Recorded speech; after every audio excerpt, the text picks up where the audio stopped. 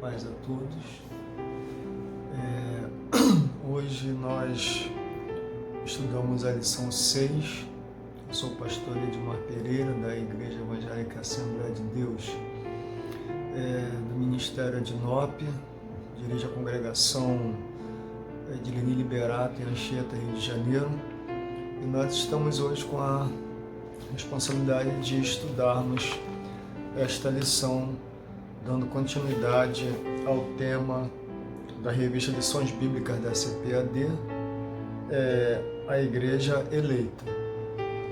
E como o tema hoje proposto, a condição dos gentios sem Deus. Textuário: portanto, lembrai-vos de que vós, no outro tempo, erais gentios na carne e chamados incircuncisão pelos que na carne se chamam circuncisão feita pela mão dos homens. Efésios 2:11. E a verdade prática: outrora sem Deus, por meio de Cristo, os gentios tornaram-se descendência de Abraão e herdeiros da promessa.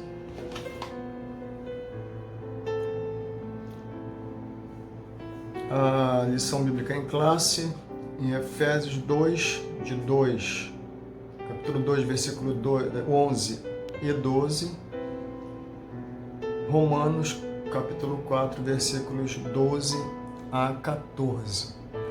E a introdução nos diz o seguinte: na presente lição veremos que o autor de Efésios lembra aos gentios de que, antes da regeneração, eles eram incircuncisos e haviam experimentado 5 formas de privação. Estavam sem Cristo, separados de Israel, alienados quanto à promessa, sem esperança e sem Deus no mundo. Muito bem. A primeira coisa que nós precisamos observar o que são gentios? Gentios, no hebraico, é goim, quer dizer nações ou estrangeiros. E no grego, etnos, que significa nação. Então, o que são os gentios? Os gentios são povos, são pessoas de outras nações. Gentios são os não-judeus. Quando nós vermos na Bíblia os gentios são as demais nações, aqueles que não eram os detentores da promessa, que não vieram pela linhagem de Abraão, como é o caso dos israelitas. Muito bem, e aí nós entramos num outro tema chamado incircuncisão, né? E aqui, no tópico 1.1 diz o seguinte: o conceito de circuncisão, o ponto 2, o significado religioso da circuncisão, e o ponto 3, a circuncisão do coração, ainda o ponto 4, a circuncisão na nova aliança. Circuncisão é a remoção cirúrgica do prepúcio do órgão sexual masculino. O procedimento era realizado no oitavo dia de vida dos nascidos em Israel. A circuncisão tornou-se um sinal que distinguia os judeus dos demais povos gentílicos. Muito bem.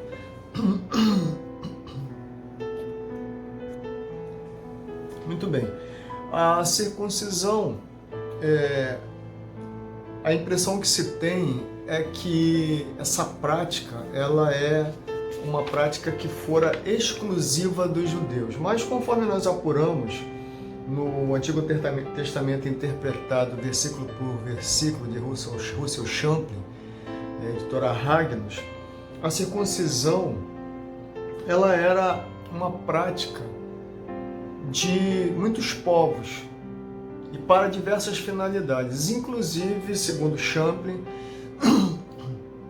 nos mundos descobertos posteriormente, né?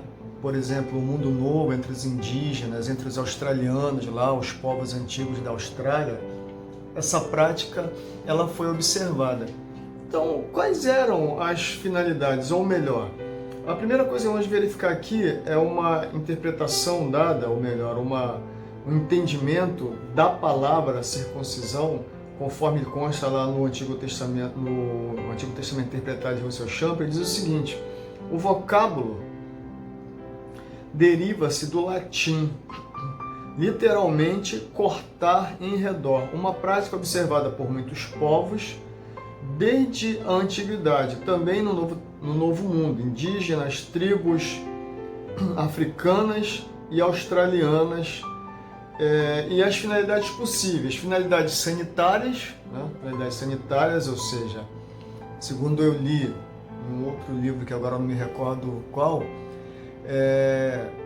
por conta da não circuncisão, ou seja, por conta da não retirada do prepúcio, seria possível transmitir numa relação sexual até 30 tipos de contaminação para uma mulher. Então é bom nós estarmos atentos a isso, né?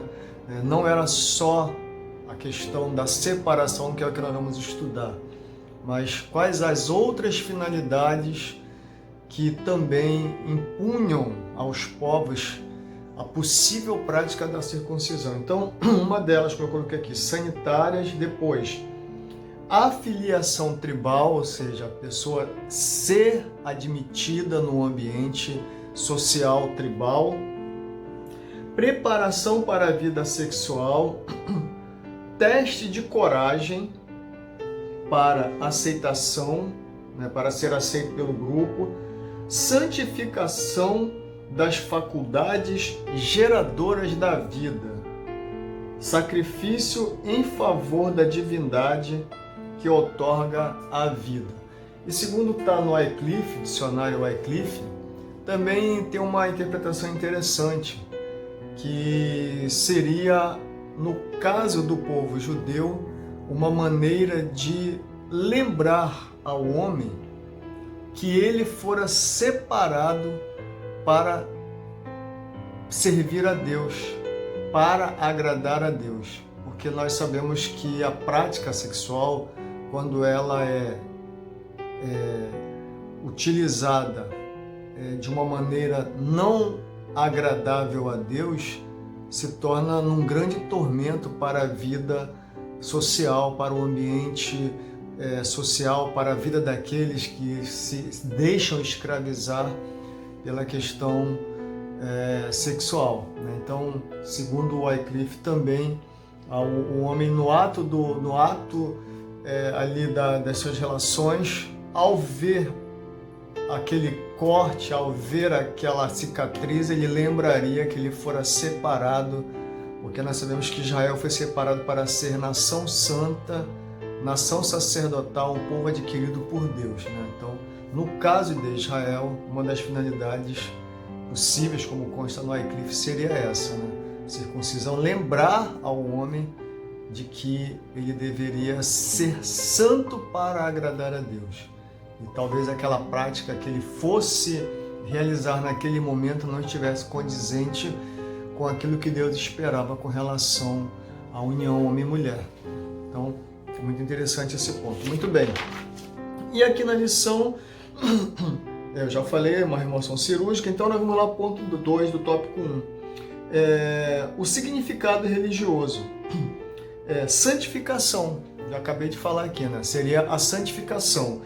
Uma das maneiras de o povo de Israel lembrar-se de que ele fora separado por Deus para se santificar, para que ele fosse exemplo para as demais nações, no caso do homem, seria esse ato de retirada do prepúcio, retirada daquela parte lá do órgão genital.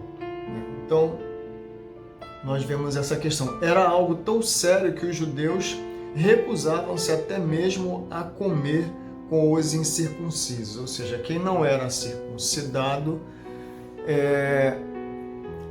acabava sendo rejeitado, sendo tido como uma pessoa imunda, como uma pessoa não aceita pelos judeus que nós sempre soubemos foram muito exclusivistas e eles entendiam que Deus era só para eles. Então qualquer povo que não tivesse, que não praticasse os mesmos atos que eles praticavam, as mesmas coisas que eles praticavam, essas pessoas eram vistas de maneira diferenciada, porque elas não faziam parte do povo, dos filhos de Abraão, do filho daquele a quem Deus prometeu terras, prometeu prosperidade, prometeu um grande povo, prometeu inclusive que as nações por eles seriam abençoadas. Então, o significado religioso principal aqui eles seriam um povo santo, né? Santificação, e isso deveria ser observado. Vamos dar uma olhada também lá em Atos 10, 25 a 28, o que está escrito? É uma referência muito interessante sobre essa questão de o judeu não se misturar com os chamados gentios, com aqueles que não eram circuncidados, portanto, considerados por eles como povo não detentor da promessa. Você vai encontrar nesse texto de Atos, quando Jesus manda Pedro ir em direção a Cornélio, que era um homem importante, era um romano, se não me falha a memória, um romano importante, e quando Pedro lá, um judeuzão, né, daqueles bem... conhecemos a personalidade de Pedro, ele vai dizer que eles bem sabiam que a ele, Pedro, não era sequer permitido estar no meio deles, né? Então ele coloca aquela carga judaica em cima dos gentios, né? A quem Jesus havia mandado que Pedro fosse evangelizá-los, porque Cornélio era alguém que era temente ao Senhor, e Pedro vem com esse comportamento tipicamente judeu. Muito bem. Mas aí nós vamos aqui para o ponto 3, a circuncisão do coração, tópico 1.3. A boa nova que Paulo traz é que a verdadeira circuncisão não se tratava de uma operação externa na carne realizada pelos homens, mas a que foi feita no interior, a que é do coração, cujo louvor não provém dos homens, mas de Deus. Está lá em Romanos 2,29.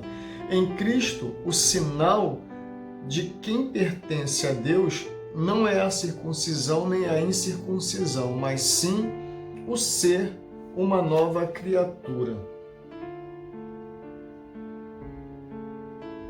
O ser uma nova criatura. Então, nós vemos aqui que os chamados incircuncisão, na verdade, nós, sendo os chamados judeus, ou seja, os estrangeiros, né, as outras nações, nós fomos aceitos, fomos enxertados na oliveira que é Cristo. E a circuncisão não é aquela exteriorizada, não é aquela que se vê, como era o caso que acontecia quando Paulo levava Timóteo, por exemplo, né, consigo, e ele tinha que entregá-lo para que eles vissem que ele era circuncidado para não criarem problemas para Paulo, né? Então, hoje em dia, essa prática na nova aliança em Cristo, o que se pede é que nós sejamos separados das coisas do mundo, né? Então, nós estamos em Cristo, a circuncisão é aquela que está dentro do coração, ou seja, é da sinceridade, do temor, da obediência, da reverência a Cristo. E nós, hoje, em Cristo, nós temos esta circuncisão do coração, né? Ou seja, nós voluntariamente aceitamos nos separar das práticas mundanas, como Paulo vai dizer lá na sua carta, né? Aquele que está em Cristo, em Gálatas, aquele que está em Cristo, nova criatura ou seja, é um novo ser. Esse que decidiu ser um novo homem, uma nova mulher, decidiu aceitar Jesus Cristo como seu único e suficiente Salvador, aceitou que o Pai, o Filho e o Espírito Santo viessem a habitar em si, né, nele, esse agora que vive para adorar a Deus, para o louvor da glória do Senhor, ele tem uma circuncisão espiritual. Não é aquela que se vê, não é aquela que está na pele, não é aquela marca, mas nós temos a marca do Espírito Santo em nós. E como é que essa marca ela se torna distinguível, perceptível? No nosso modo de ser, no nosso modo de viver, no nosso modo de agir, nos nossos comportamentos, nas nossas relações sociais, contratuais. Nessas práticas do dia a dia, aqueles que não são de Cristo conseguem perceber em nós algo diferente. E ao perceber em nós algo diferente, nós poderemos, para aquelas pessoas, estar expressando a imagem de Cristo, a glória do Cristo crucificado, ressurreto, que prometeu ir ao céu e retornar para nos buscar. Então, a circuncisão como Paulo vai dizer aqui em Gálatas 6,15, a circuncisão nem a incircuncisão, mas sim o ser uma nova criatura. Dá uma olhada também em Atos 15, 13 a 20. Atos 15, 13 a 20. Como eu falei, nós, os chamados gentios, que agora fazemos parte da promessa, pela promessa que foi feita a Abraão, porque Abraão ele foi agradável a Deus, não pelo fato de ele ser circuncidado, mas porque ele creu, né? E creu Abraão e isso lhe foi imputado como justiça. Então nós vemos isso que até ainda tocando nesse ponto da revista, lá no início da igreja, houve uma certa contenda, discussão, por conta do fato de alguns judeus estarem exigindo dos gentios que, para que eles fossem aceitos na nova comunidade cristã, que eles deveriam circuncidar. Então foi quando aconteceu aquele primeiro concílio, que é o chamado Concílio de Jerusalém, em que eles se reuniram para decidir a obrigatoriedade ou não dos novos cristãos, né,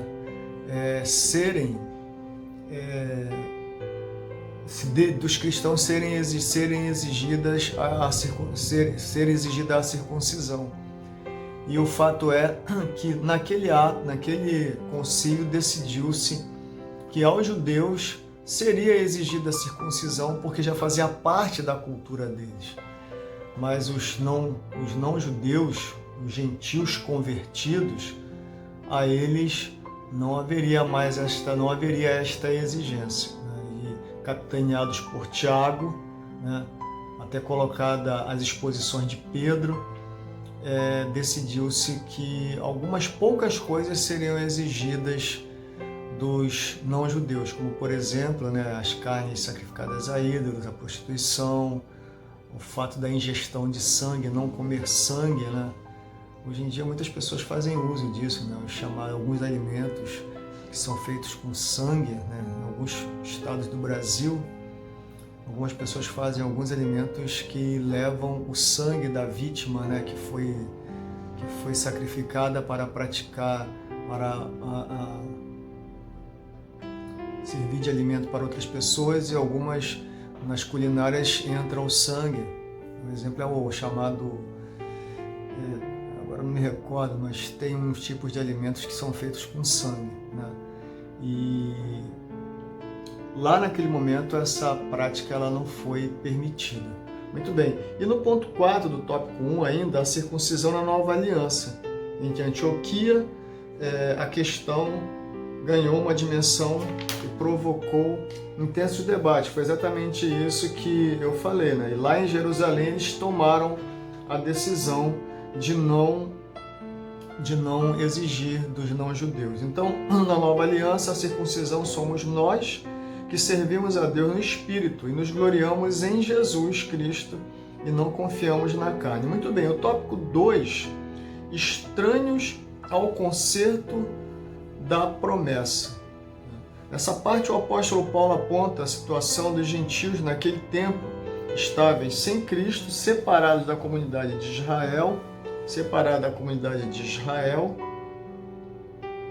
e estranhos aos concertos. A vida sem Cristo, ponto 1, ponto 2, separados da comunidade de Israel, ou ponto 3, alienados aos pactos das promessas. Uma vida sem Cristo. A religiosidade dos gentios era incapaz de inseri-los na promessa messiânica da salvação. Também que eles desconheciam a Cristo. Então, nós vemos que tem uma passagem que fala lá, que diz que a salvação ela vem dos judeus. Isso é um fato, né? A salvação ela vem dos judeus. E tudo que nós conhecemos com relação à existência de Deus, nós o conhecemos através dos textos vindos, oriundos da nação de Israel. A Torá, os proféticos, né? Os livros sapienciais, depois o Novo Testamento, que foi escrito na sua maioria pelos da nação judaica. Então, tudo que tem a ver com a religiosidade, nós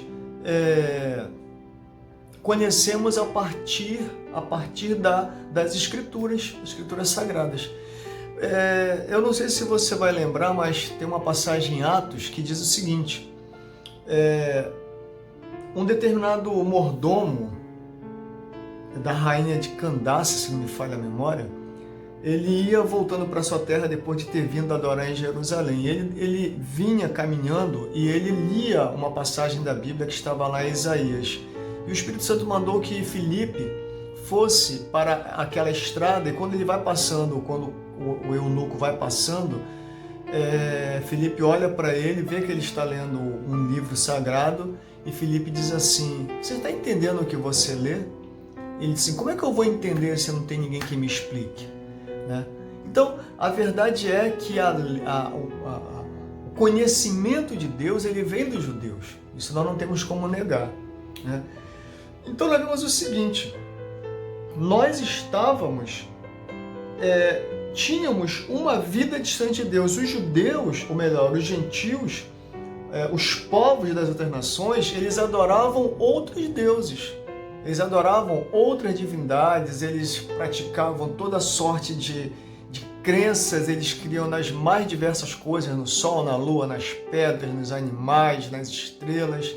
Eles eram perdidos, né? Nós éramos perdidos, não tínhamos uma direção. Os judeus não, eles foram separados por Deus para que nele o Deus Criador fosse conhecido, né? Então nós vemos aqui, mesmo que eles tivessem religiosidade, mesmo que eles fossem devotos, eles estavam numa direção equivocada, errada, né? Eles eram separados, além de tudo não pertenciam à comunidade de Israel, né? Não pertenciam ao povo que era naturalmente o povo que fora separado por Deus para levar o seu nome. Então, nós vemos aqui, eles estavam excluídos, nós somos excluídos, não só dos símbolos externos, mas também não fazíamos parte do povo escolhido.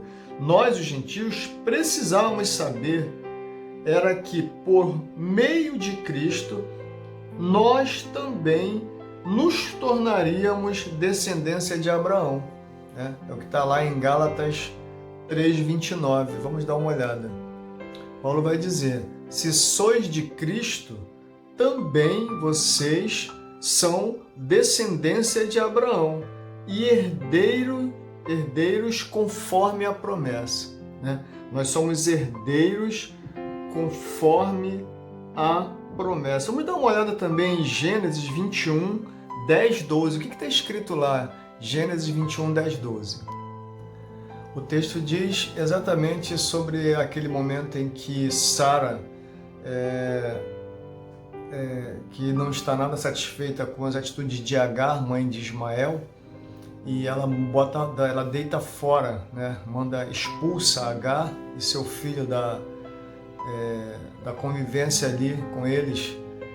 E Deus diz para Abraão que também Ismael, dele seria feita uma grande nação, né? Ou seja, a descendência de Abraão. E nós sabemos que a palavra vai dizer também, né, que em Abraão, né, seriam abençoadas todas as nações, todas as famílias. Então, nós vemos aqui esse ponto, né, que nós também somos descendência de Abraão, porque nós cremos na Santa Palavra, cremos em Deus, cremos em Cristo, aceitamos os oráculos, né, a palavra, nos dispusemos a obedecer, a fazer a sua vontade, a fazer o seu querer, e por assim fazermos, por assim agirmos, o Senhor, Ele nos aceita como também filhos da promessa por Abraão. O ponto 3 diz o seguinte: alienados aos pactos das promessas. E quais eram os pactos? Nós temos vários pactos na Bíblia, né? Mas os pactos que estão sendo observados aqui, que estão sendo citados, especialmente são o pacto abrâmico, o pacto mosaico, o pacto davídico, né? O Senhor, Ele faz um pacto a Abraão. O que é pacto? É até bom lembrar, pacto são contratos, são acordos firmados. O problema dessa questão dos pactos é que sempre tem um lado que não observa o pacto. Qual é o lado que nunca observa quando se trata de pactos relacionados à questão da espiritualidade? Quem é que nunca observa? Quem é que sempre rompe o contrato? Quem é que sempre quebra? Quem é que simplesmente ignora o que é firmado nesses contratos, nesses pactos? Somos nós, né? Deus firmou pactos com Abraão, né? Se a família dele fosse obediente, ele seria imensamente abençoado, a sua família seria imensamente abençoada. Ele foi obediente, ele foi temente, ele obedeceu a Deus e as promessas dele passaram para os seus descendentes.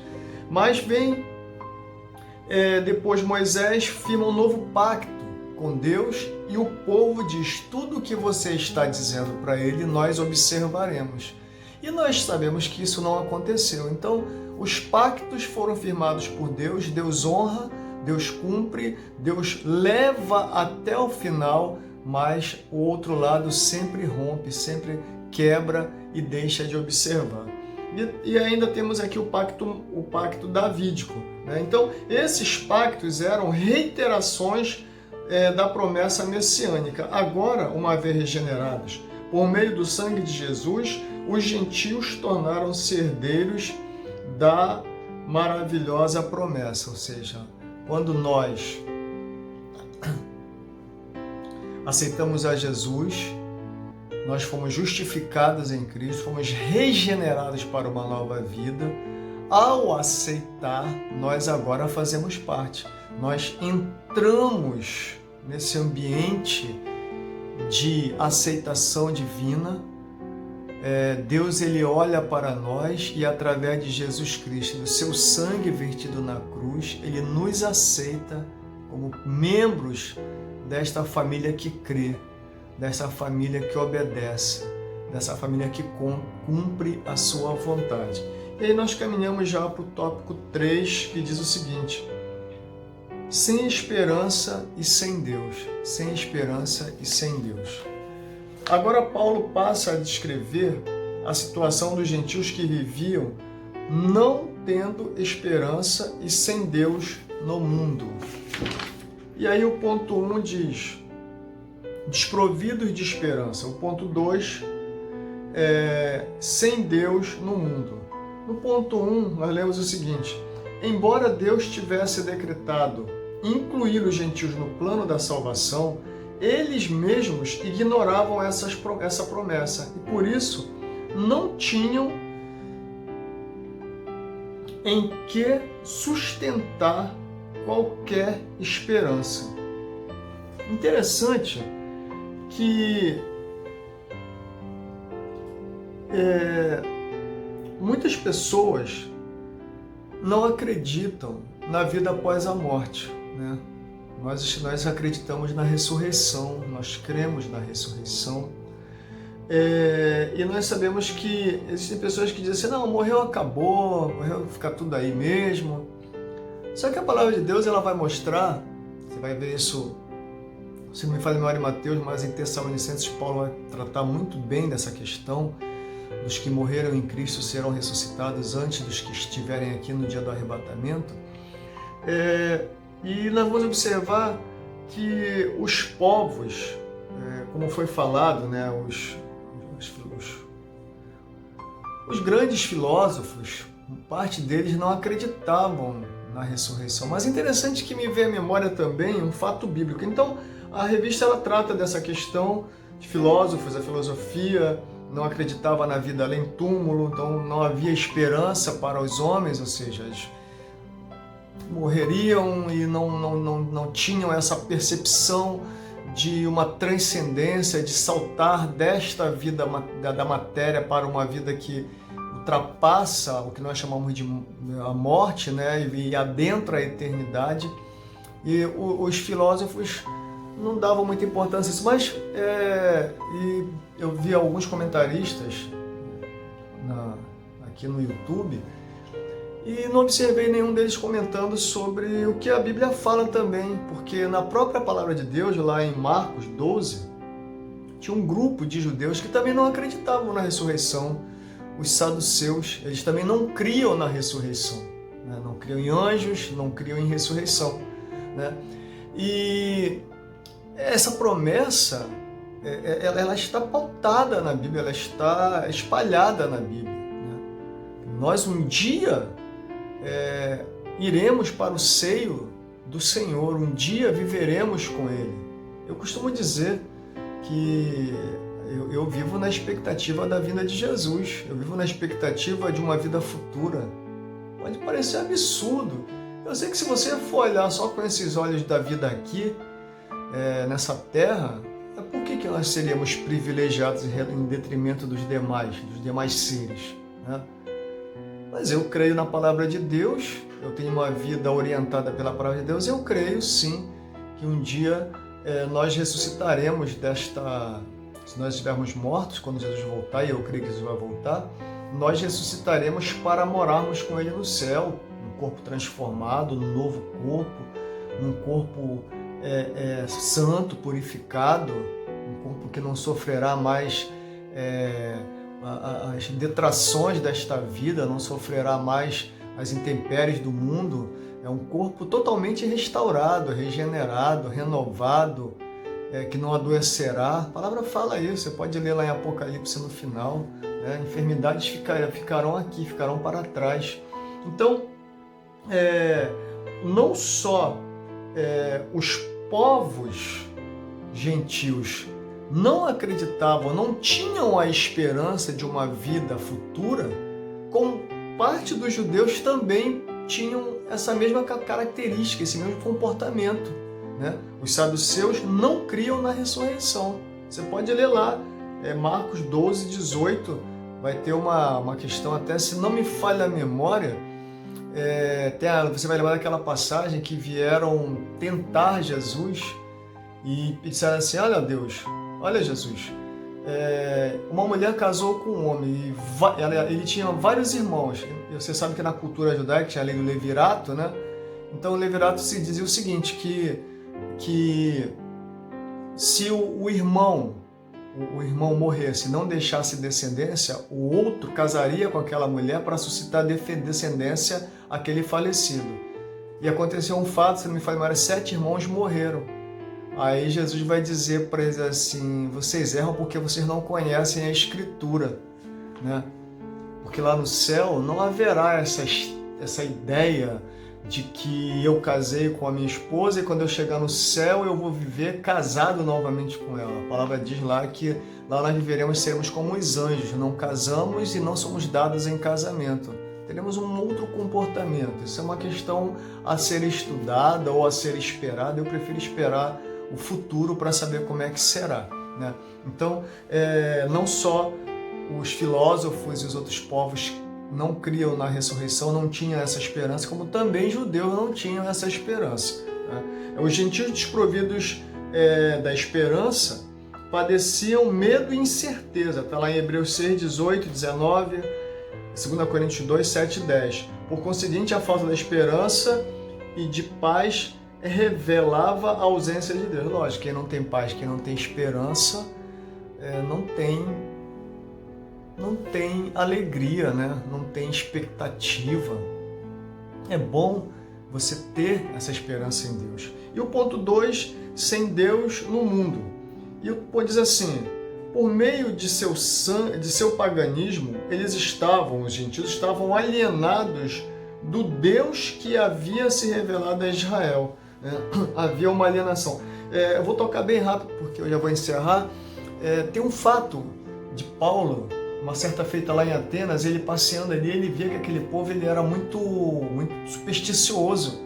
Né? Inclusive tinha um altar ao Deus desconhecido. Eu tive a oportunidade de estar em Atenas alguns anos atrás, cidade maravilhosa, e estive num lugar onde supostamente Paulo teria estado, né? Fazendo esse seu discurso para os estudiosos, porque a palavra diz que os atenienses não viviam de outra coisa senão de falar e ouvir novas ideias, novas coisas, novos pensamentos, né? Então eles gostavam do diálogo, da discussão, do debate. E Paulo vai dizer isso. Lá ele tinha altares para tudo quanto era Deus, até para um Deus novo que viesse a surgir. Aí Paulo vai dizer para eles assim, olha, eu venho pregar para vocês esse Deus que vocês adoram sem conhecer, o Deus desconhecido. Né? Então Paulo teve essa possibilidade de dizer para eles isso. Né? Eles não tinham essa expectativa, viviam tateando. A palavra fala, tem uma passagem na Bíblia que fala que viviam tateando, tentando encontrar Deus, mais ou menos isso. Né? Então, nós vemos aqui, isso significa dizer que suas vidas eram regidas pela falsa ideia de divindades pagãs que as mantinham escravizadas em densas trevas. Você sabe lá, sacrifícios de crianças, práticas promíscuas, uma série de coisas. Paulo ele vai tratar em algumas de suas cartas sobre animais sacrificados e uma série de coisas, livros profanos, uma série de coisas que eram observadas naquela prática carregada de muitos rituais, mas que não traziam alívio para a alma. A nossa alegria é que Jesus traz alívio para a nossa alma. E na conclusão, nós vamos ler o seguinte: separados de Cristo e de Israel, vivíamos alienados ao concerto da promessa, desesperançados e longe de Deus.